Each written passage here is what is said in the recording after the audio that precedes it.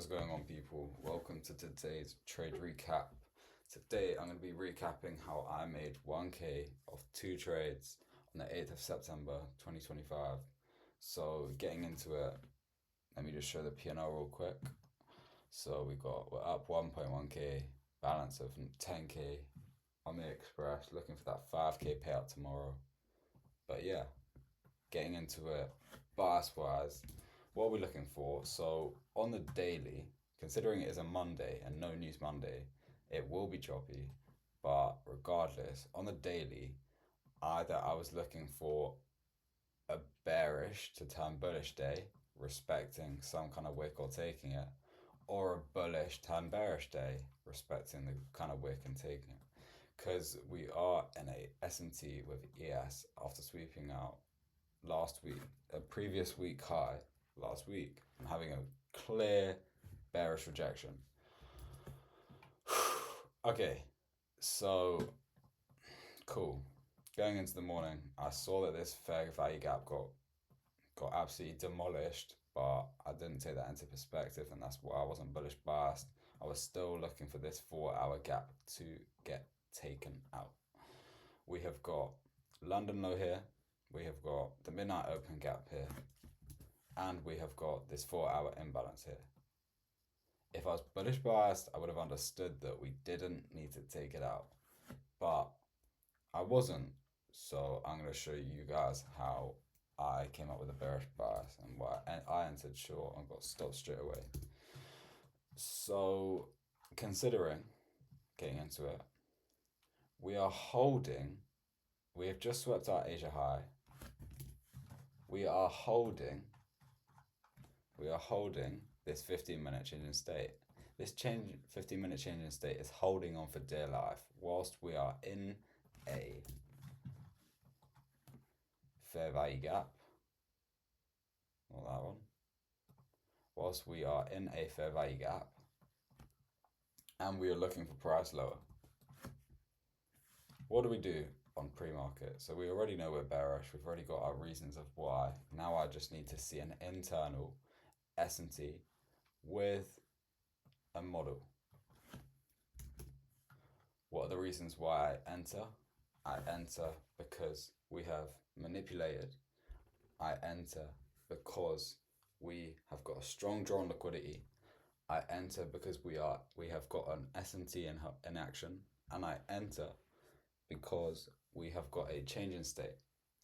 So I ticked 3 of those boxes off. The one box I didn't tick off was a change in state. So getting into the lower time frames, we already knew that this day was going to be shit because it is a no news Monday.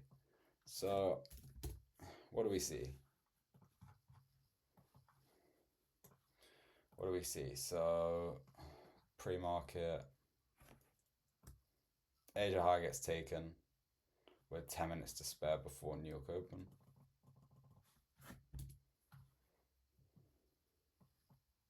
We have got our clear targets. Here we go, internal manipulation. Idiots entering sells here.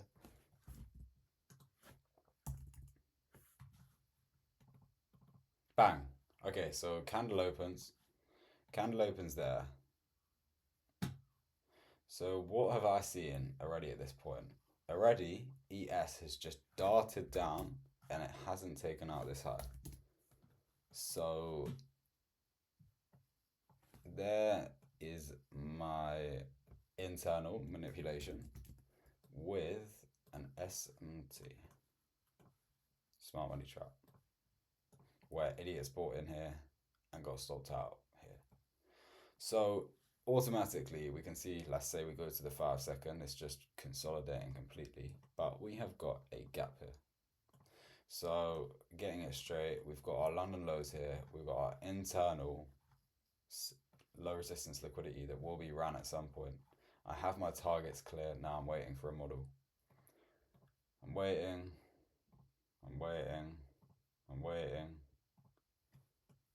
Bear in mind, we have got a 30-second change in state right here. We have got a 1-minute change in state right here. And we have got a 15-second change in state right here. So as long as we get a closure below this midnight opening gap, because we already know that it holds its direction majority of the time. It is a strong key level, that 9:30 open. So we can already see if we break structure on the 15 second, on the 1 minute, we're going to break it on the 30 second and the 15 second. So we already know that we're probably going to reject it if we get that closure. I was on the 30 second at this point, and as you can see, this candle just wicked the fuck out. I entered here, as you can see, on the first candle, where we inverse this gap. Even though I didn't see it, I understood that we were going to inverse this gap, but we didn't get the change in state, and that is one reason why this trade failed. So a lot of people did the exact same thing as me, and they're holding stops at the 9:30 open, top wick, and bang, we just get stopped out straight away. That is because I've already said it, I got the wrong bias for the day. So yeah, there's a little breakdown of how that trade lost me $630. That was on one contract. And then the second trade, which won me back money and got me in profit, at this point I understood we were reaching for buy side. We might reach the previous week high, we might not. It doesn't really matter if we do, it doesn't really matter if we don't. If I get a model, I will take this trade. And especially considering after you've had market experience, you understand that markets will have reactions to change in states. When it is an invalid change in state, like in this situation, we tapped this where the 1 hour change in state would be, and we rejected it hard because we weren't ready yet. We weren't ready to push through. Same time, here we go. 4 hour change in state. It's the exact same thing. We had a rejection. I understand that we have rejections from it. So looking into it here, we can already see we have got a 15-minute gap holding here. We've got a 15-minute bullish gap here.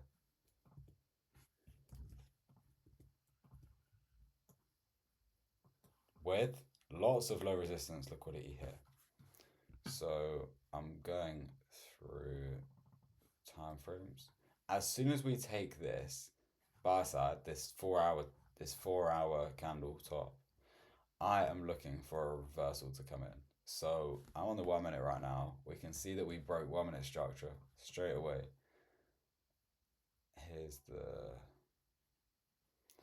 flipping 10 a.m. candle. Okay, so, and we are holding we have got a 1 minute gap here. So I'm aiming for this 15-minute low. 15-minute low here. I'm aiming for that.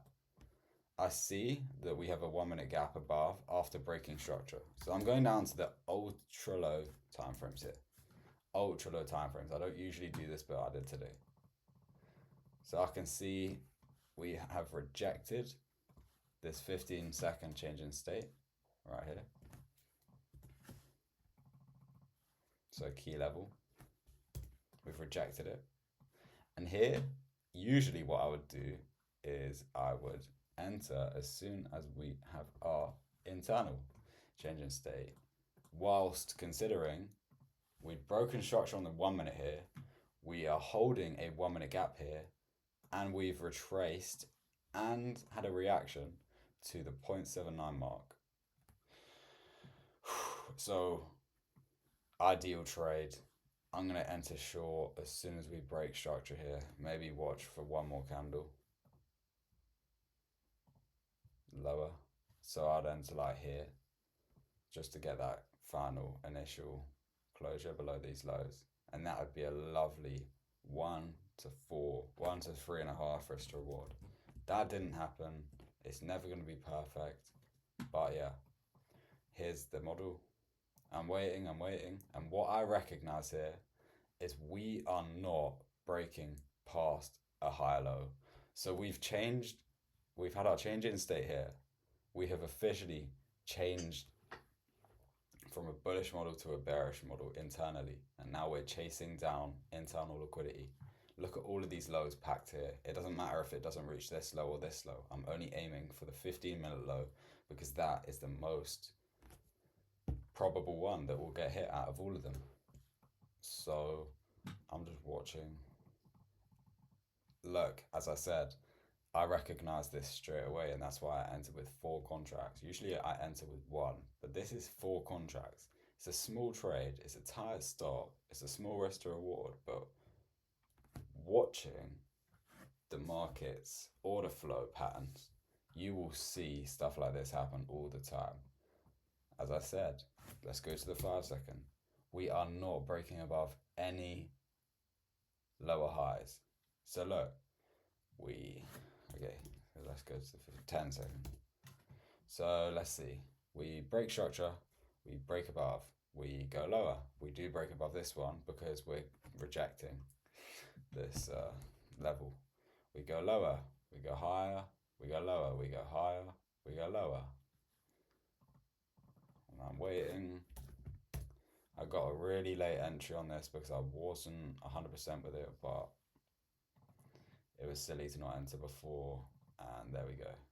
As I said, we're clearly selling off to take out this liquidity, and yeah, it's as easy as that.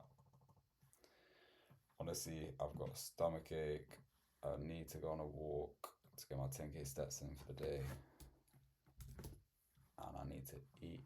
So there's a little trade recap of how I am up 1k on the day. Tomorrow I will be requesting my 5k payout, so stay tuned for that, and take care.